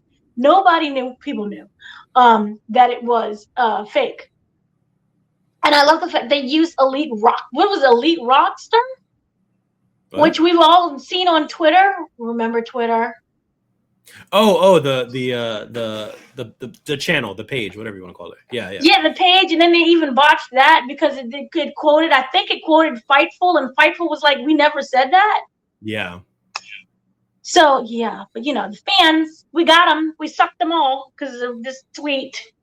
No, not everybody. I love what that Seth had to tell their daughter, and their daughter told the teacher. Luckily, the teacher didn't say anything. Like that right there could have been a moment for the teacher to have been interviewed. I wanted to know the teacher's aspect. Yeah, right. Was it like was she a fan? Did she just not know? Was she confused? She didn't know what she was talking about. Yeah. She didn't know what she was talking about. I would have loved if it was me, I would have called up Triple H. Just like, I know your secrets. I want $50,000 in cash, or else it goes out. Right. She missed her chance. She could have been she could have made bank with that. Oh, yeah, that was great. But then we got Paul Heyman. He waived his Fifth Amendment right to tell you anything about whether or not it was real. He's again true promo guy. He knows nothing, and he basically said that he's a fan of the show. And then they brought out the whole the way how the history of wrestling has fooled audiences before. Remember Kevin Nash with the injured leg, only for him to actually get injured. Yeah. Every time he walked, he gets injured. And then of course there's a man being blown up in a limo. I wish they would have shown what happened after that. What happened after that limo blowing up? It's scrubbed from history. Who else blew up that day, that week? I'm sorry, that's not funny.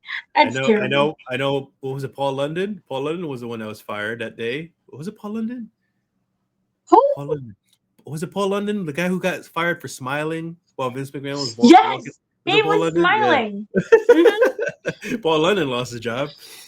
Why are you smiling? He lost his job. I wish they would have showed the origin of that story, because there were stories that could have been told.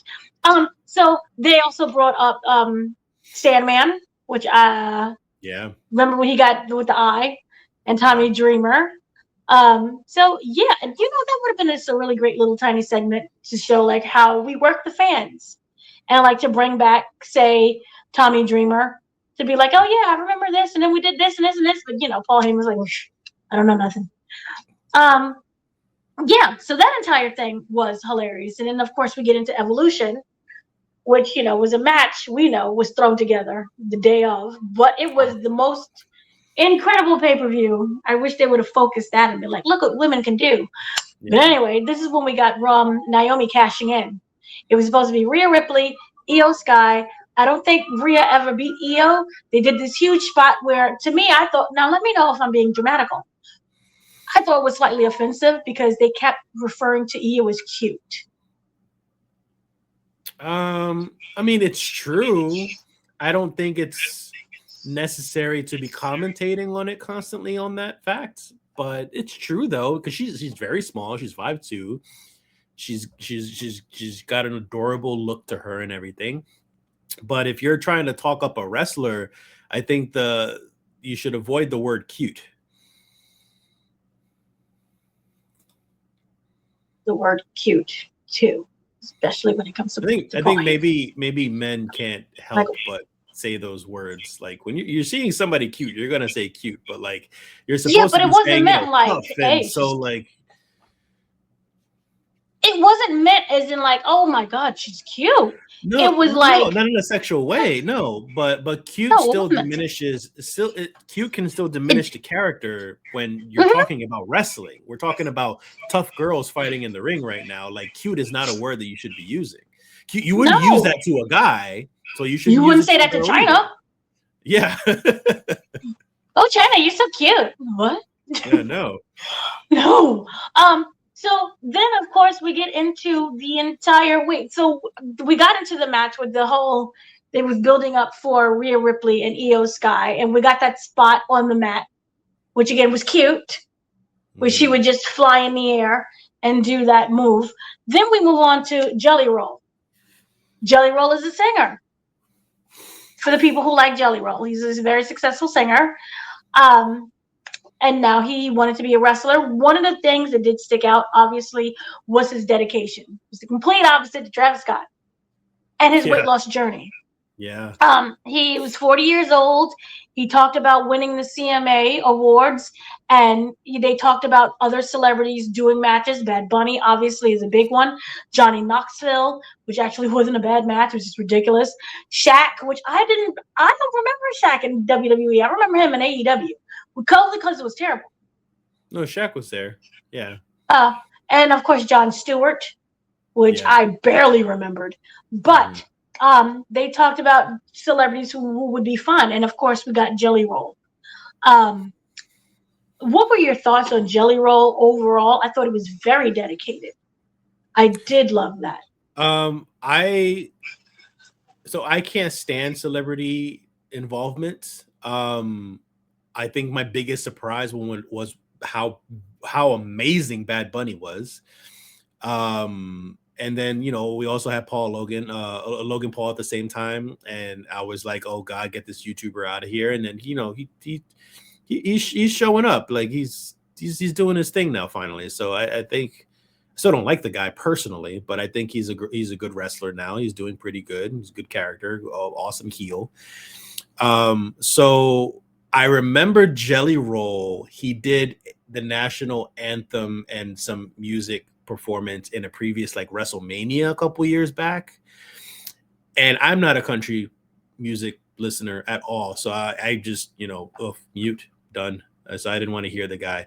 And I was just like, I don't want to hear this stuff. And then I heard he's involved with some more stuff. And I'm just like, why? I have no hope. This guy, he has a physique of Viscera, it's just like, I don't see where this is going. Like you're just forcing another celebrity down our throats just for the sake of the views. So I had no hope for this whatsoever.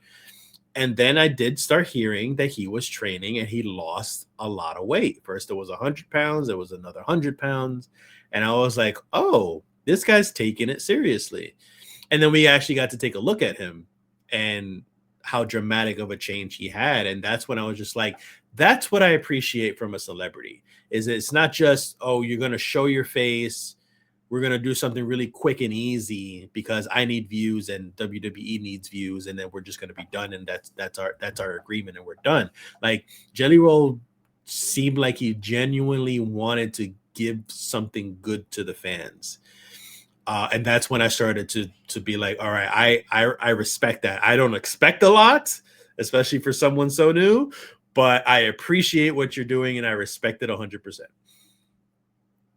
Yeah, completely. And for me, I just respect that weight loss. They showed how when he first started out, I think it was in 24 SummerSlam, where the Miz and R-Truth had to literally help him get up from the ring. Yeah. Yeah. Then, he was like, and he was like dying in the process. They're like, I made it. And to show that transformation, where not only is like, oh, I'm going to train and lose weight. He moved down there. He brought, isn't it something how you just like, I'm going to move to another state? 2 houses. What about 2 houses? One for me and one for my entire production team. Yeah. My whole crew. And then not only that, I'm going to write an entire album. Yeah. This is my side hustle of wrestling, but I'm still dedicate all of this time. So see that you could do a lot in 24 hours in a day. 2 houses, but that also helps when you have money. Because who can just get up and move and get 2 houses to another state? But I appreciate that effort. That was an amazing effort. And I think that this story was inspiring in general. Not just, necessarily I'm going to go and be in WWE, but just not me. Which I probably should. That's the problem. I'm not inspired.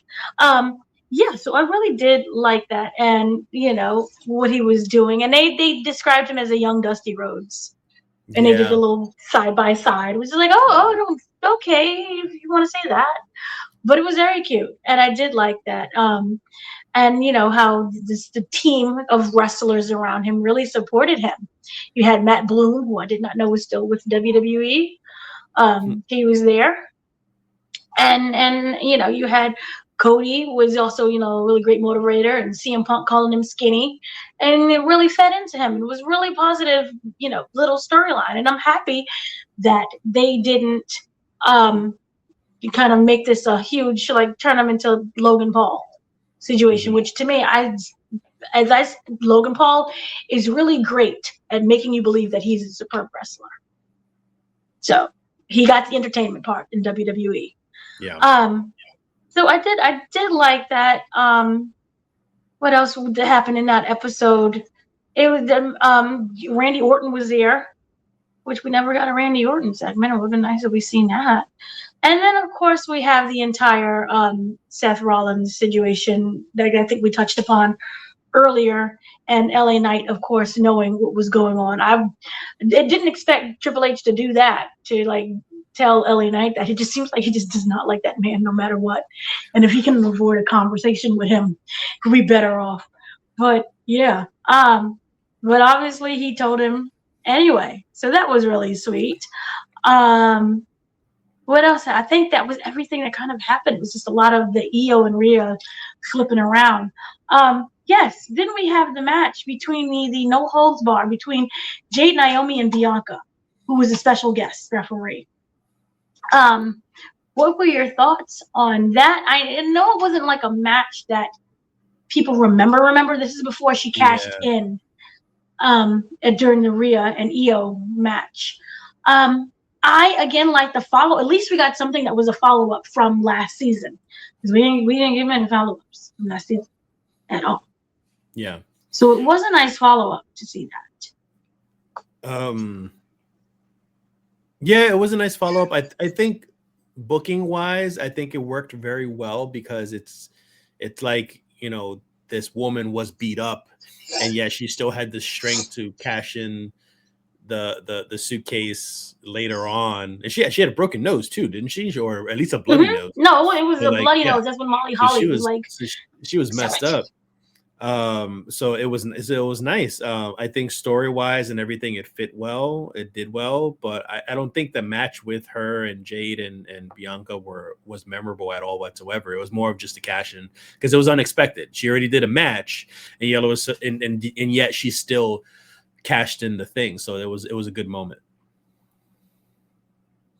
It was a great moment. We also got Michael Hayes calling Rhea Ripley a bad bitch. Yes. Yeah, they don't want these squeaky clean girls. They want bad bitches. So that was interesting. Itself. So kind of just moving on from that, we had the episode 5. And this was not the ending. This was the last ending. This was the end, the conclusion of everything.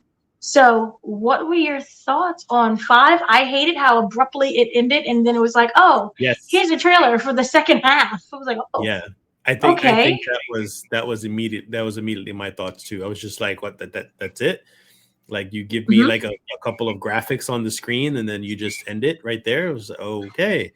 That's at least a to be continued would have been nice, but especially since they're not calling the third season. They're not calling it a third season. They're just calling it a part 2 of the second season. Which doesn't make sense to me, but okay. But yeah, that's all it was. It was just okay and abrupt. Oh, it was just okay. Cool. I did like the fact that they showed, Jelly Roll getting, choke slammed by what would have been? It would have Logan Paul. Logan Paul. Through the desk. Yeah. It was cute. Which it looks so flimsy. That desk looks so. It was made out of paper. It was a paper desk. We got Gunther, a little bit of Gunther, where he told Triple H that he feels bad for Seth. He didn't know that what was happening. Of course, that felt fake to me. I'm so What, with sad for Gunther? Triple H. Yeah, with Gunther, I think they knew. They told some people. Obviously, they knew. I think they would have told Gunther. You think that was real?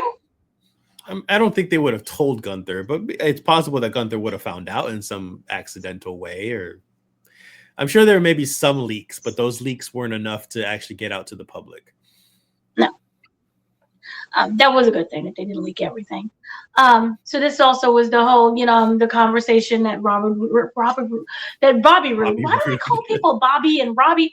If your name is Robert, just be Robert. Don't switch to a Bobby. It's just Damn it, Bobby. It's confusing. Damn it, Bobby. So Bobby Roode. I love how we got like the people who we all know like in the back. Side note: Jason Jordan, Kurt Angle's son. Yeah, very lovely to see him. Very nice. I mentioned that to my wife too. I was like, that was supposed to be Kurt Angle's son at one point. Yes. We got Cardi B. It would have been really funny if we got an interview with Cardi B. Oh God, because she's a mess. I know. No Hispanic women are blacks for you. See, he's like so sad. And she's from New York. Wow, you got something wrong with New York too? I'm a Georgian now. Oh my God, gross. Oh my God. So this basically was like wrapping up some of the things that we already saw from the previous episode in terms of their matches. This is when Seth Rollins comes back and he fools the audience and everyone's like, oh. And then of course WWE acts like they did some really big magical thing. We tricked you all. This was the ending to the Logan Paul, Jelly Roll match, tag match things that was going on. And this, of course, was when, Becky Lynch was just so happy that she didn't have to lie anymore. Cody Rhodes took a yoga class, but if you can see his technique is interesting. The body gets stiff where it can't always go down. So his ass is just flinging in the air. But he took a nice little yoga class to help fix his body. I really wish they would have explained more to what happens to the body with wrestling, because remember when John Cena after his retirement match, him getting out of the ring, it was like if you ever watched it, it's like an old man kind of moving. He walks like this now, and you can see he's kind of in pain a little bit. And then of course this is when they start pitching the idea of Cena turning face again and deciding to support Cody, which they of course is not because no one's believing this and it was the worst heel turn, but because it's just the right thing to do. Bullshit. Wait. Bullshit. And Cody, they mentioned Street Fighter, which I'm surprised they did. Yeah. They mentioned Street Fighter and the fact that Cody Rhodes had to go away for 6 months. Which makes, oh my God, it makes so much sense that they did this movie with all these celebrity wrestlers, and because it's not just Cody and Roman, there are other celebrity wrestlers on there too. But Cody had mentioned really briefly, really quickly in passing when he was talking about being casted for it. He said that he got casted on the spot for it. So that means he didn't even do a audition. I'm wondering how many people of the entire cast of Street Fighter just got hired on the spot just because they look like the character, which makes me really worried for that movie. But let's be honest, we're not watching Street Fighter for the acting. Even if the acting ends up being tolerable. I don't expect an Oscar-worthy performance, but I need something cohesive. I'm expecting a little Razzie nomination. Razzie. But we're just here for the fighting. It's called Street Fighter. What exactly are you going to make of the storyline out of Street Fighter? Mortal Kombat storyline was like, I mean, the actual story with Street Fighter, the games and the animes and stuff are deeper than Fast and the Furious, that's for sure. But you can survive an explosion in a refrigerator.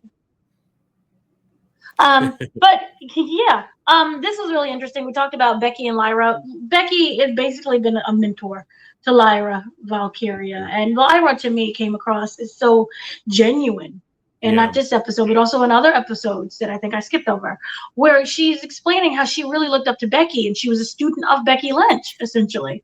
And this the way how you're able to go from student to like now you're the mentee of someone that you loved so much, and you're also getting to be in a match. The matches didn't go very well. Yeah. And I kind of wish we also included the one where Becky's like, remember this one? She's banging her head on the. It doesn't. They're not gelling at all, but they do have so much respect for each other. Where it's like, what happened? What went wrong? And of course, she talked about being nervous and everything else, but what happened there? But Becky felt like she does have a big responsibility to making sure that Lyra gets over. Yeah. Which is something we rarely see in wrestling. Everything is all about me, me, me, me, me. Becky saying, she's accomplished everything. Now she wants to give back. Was kind of really sweet. What did you think about Lyra? Because Lyra beat herself up about the match just not working.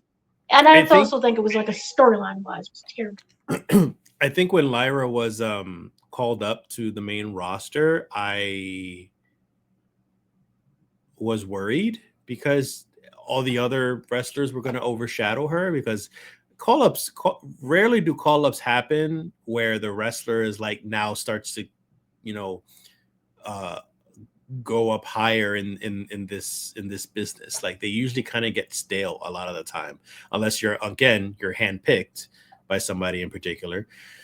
So I was really worried for Lyra. I didn't think she was going anywhere. I wasn't impressed with like how her bookings were.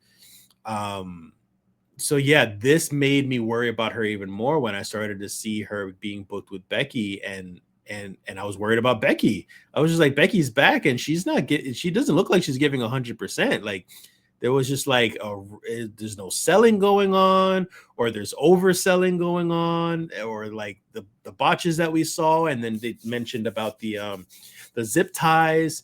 So the zip tie, I remember watching it live, and yeah, you see it slip out, and then you see her, she talks about it backstage, and she's like, yeah, I was hoping the cameras weren't going to catch it, so I just put my hand back in there. And I'm like, no, why would you think that? Like, always, you have 50 cameras all around you at all times. Like, don't ever think that they won't catch something. So that happened, and then she couldn't take it off, so that made things difficult also when the time came. And yet apparently she was supposed to take it off under the ring, because I guess they had somebody under there, or at least like something to cut the thing. So she couldn't get it off, so she had to go under the ring and just gotta stay there. Yeah. So yeah, it was such a mess. I remember watching this, and I explained that to my wife also when we were watching it. I was just like, oh, I honestly, no joke, think that this affected her booking more, like now, presently, because we don't see her as much or being booked as well as before with Becky and everything. So I kind of feel like this has affected things a lot, and I'm kind of sad about that. Really, to me, is they berated LA Knight for much less. But no one sat and talked to Lyra about that. So that's interesting.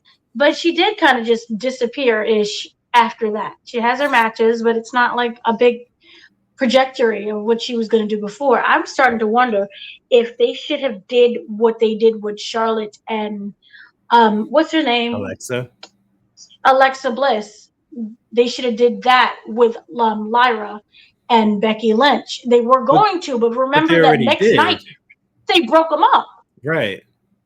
It was literally like, oh, we're my best friends, and then the next day they're doing the Lyra and Bailey thing right now, but that back and forth stuff is going nowhere. Like they should have just been tag teams, and Bailey could have taken care of her as more of a legacy wrestler, taking care of the newbie. Yeah. So that whole thing was really sad. But I did love the fact that, Becky didn't berate her, didn't beat her down. She came and she apologized, and Becky was very open to that apology. And it was like a pep talk. And she even got a pep talk from John Cena. And it was like, oh, things happen. Yeah. Mm-hmm. And she met the best. It wasn't like she purposely was forgetting things. It slipped out. And you would think right on the spot, let me just put it back in. Nobody's going to notice. But as you said, there are 50 cameras everywhere. That also has to deal with training. I'm wondering, NXT camera work is much different than WWE camera work. So maybe, where is Miss Dusty? Where's William Regal? Good Lord. Wasn't he a spy for AEW? He was a spy for AEW. This is when they was able to do that deal. So yeah, it was a big thing. And this is when, Tony Khan was very upset about that. So that was funny.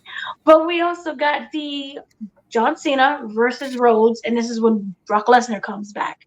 And everyone's like, oh my God, Brock Lesnar, which is funny. No one really, I think they barely mentioned, I'm not sure if they even mentioned it. We're supposed to get Brock Lesnar retiring this year. Remember, It's AJ Styles, Brock Lesnar, and I feel it's somebody else whom I cannot remember. But essentially, it is AJ Styles and Brock Lesnar, and they botched the whole AJ Styles situation. But Brock Lesnar on the show, yay! They obviously don't focus on Brock Lesnar for obvious reasons. Mm-hmm. In terms of him sitting down and doing it, like, what does it feel to be back? They obviously didn't do that. This was also during the time where they cut. Remember, they would do the media scrum after every pay-per-view. This was and they didn't explain to the what do you call it? Media. I don't want to say media because they're not journalists. The people who they give passes to that was happening. So everyone showed up thinking that they was going to attend the media scrum, and they flew out of different states, even some in different countries, to come to the scrum to be told that it's not happening because this was the usher in the return of Brock Lesnar, and we don't want any questions about that. Yeah, I mentioned this, and again, like, this is stuff that they choose to omit. I had to pause as soon as you saw Brock Lesnar, because at the moment, there's a moment in that episode where Triple H is like, I need everybody who doesn't belong here to get the fuck out. Like, they don't need to be here. And I'm just like, oh, he's coming out. And I already knew. So, like, and then they show Brock Lesnar, and I had to pause it and explain to my wife everything, because the people who are not fans or don't watch this stuff, they don't know the backstage drama and the real legal stuff that's going on. So I had to explain to her about Janelle Grant. I had to explain to her about Brock Lesnar and Vince McMahon. I had to explain to her that they brought Brock Lesnar back on knowing he has some allegations under his belt right now, and they didn't mention any of it whatsoever. So, and yes, they're not going to. I didn't expect them to, because this is Unreal. So I explained it to her, and she was like, wow, like, she was shocked at all the stuff. I told her about Michael Hayes. I told her about Bruce Pritchard. I told her about all that stuff. So of course they don't say, well, where has Brock been for the last, 2 years? Yeah. What's going on with old Brocky? It's just everyone's so excited to see him back, which is another narrative fucking lie. Mm-hmm. Not to say that there weren't people who were happy to see him back, but you see what I mean? They're slowly starting to usher in back the old regime, back the old people. 67 times in the lawsuit of sex trafficking, which he was too drunk. Brock's name or Vince? Yeah, Brock's name. Brock's name. Okay. Brock. Yeah. Remember, he was too drunk to actually do the do, but he was going to do the do. Yeah. And they peeing and everything. But so the crowd sees Brock, and of course Paul Heyman's like, yay, which we knew that Paul Heyman, is a supporter of, because remember, during his Hall of Fame acceptance speech, I'm gonna say the name Brock Lesnar and Vince McMahon. So, I'm telling you, this is to slowly start bringing in people. So don't be surprised if stuff starts to happen. So we got the match of, Cody Rhodes versus John Cena and Brock Lesnar coming in. To me, it's hilarious because we all know that nothing happened from Brock Lesnar's return. He was completely decimated in the match that he had with John Cena, and that was kind of it. We have not, from my understanding, have not seen Brock Lesnar since then. And we have an entire Royal Rumble. Yay. I don't think he made an appearance after that. I thought we saw him maybe one other time. Maybe I'm just delirious. Well, he came in and did the whole match where he just completely, destroyed. Oh, with Cena. Yes, of course. Cena, that match. That was the whole setup and the reason as to why he came. Yeah. That's the last time we saw him. We never even got an explanation. And even if you're like, I love Brock no matter what, there was no follow through. Remember, him and Cena had history in the ring. They never really speeches, no promos, no nothing. No nothing. And it's just like, what are we doing? So that would be a wrap for this season. 5 episodes. What any final thoughts that you would have? Are you excited for part 2? Which you already know I'm not. I don't want to watch this to begin with, but it's honestly there's not a lot that I get to. Yeah, exactly. There's not a lot that I get to watch together with my wife. We mostly like to watch certain animes together.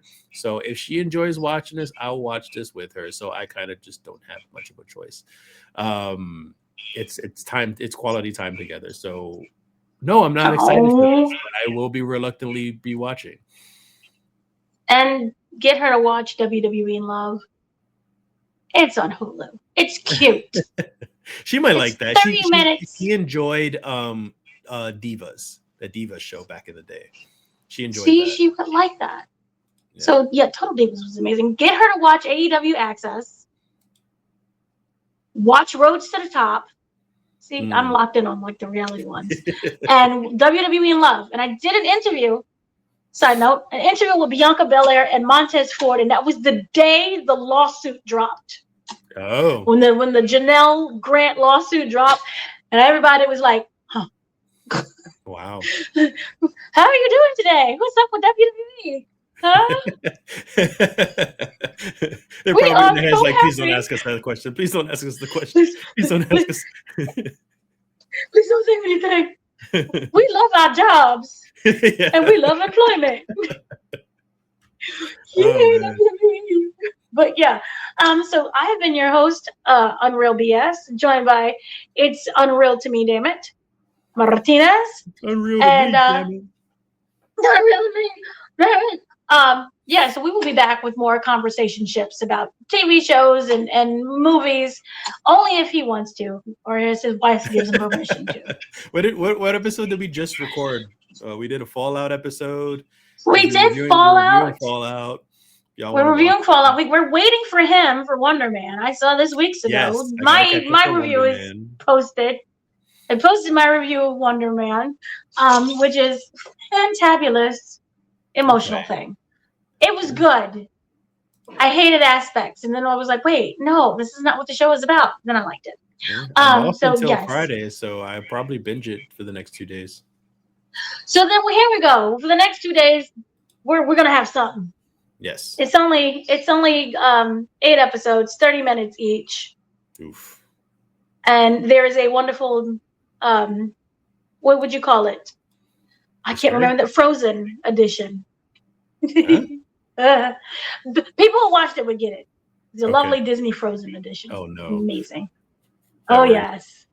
The doorman clause. So we will see you when we see you, and that's when we saw you. So thank you for watching, and have a great day, afternoon, evening. Once again, where's the record? Stop button. Good evening and good night.